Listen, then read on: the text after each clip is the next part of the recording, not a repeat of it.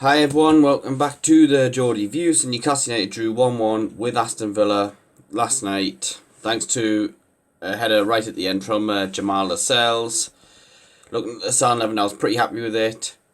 Jeff Hendrick dropped, but I was hoping Mankey would be fully fit, given that he was on the bench against West Brom. But hopefully we'll start him against Brighton.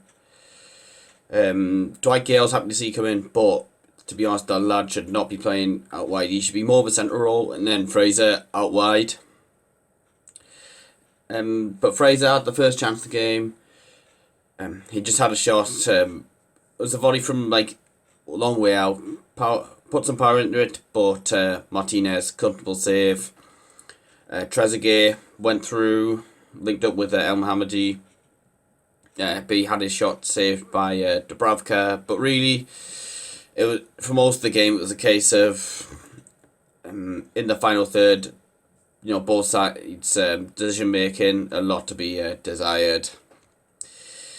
Second half, we had a ball in towards from Hayden, I think it was. Target close to putting it in his own net, but Martinez saved it. I thought Martinez was good for Villa.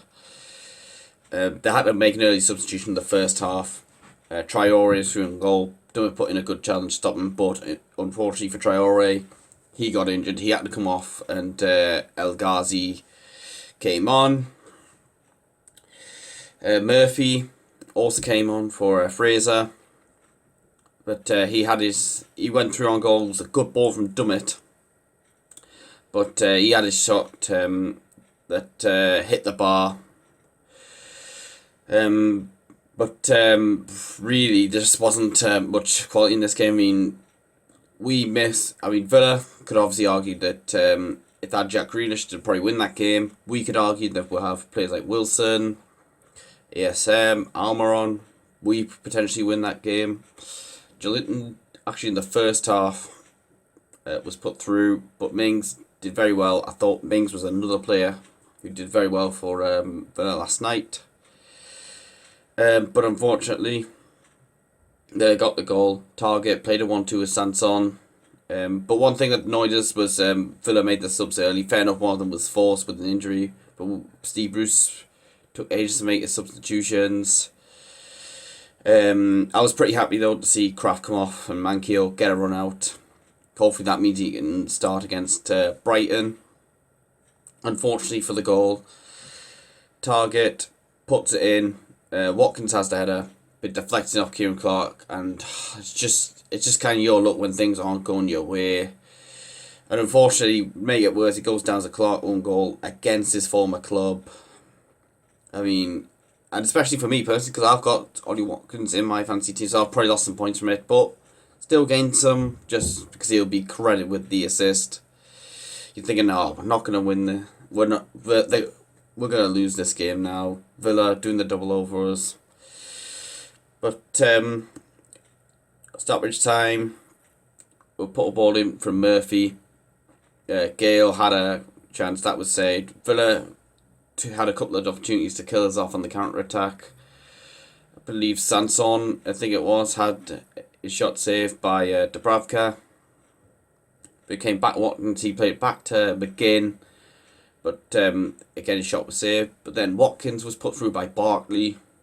You're thinking, they're going to kill it off here. But Dubravka, excellent save. But you still think, even then, we're not going to get ourselves a goal.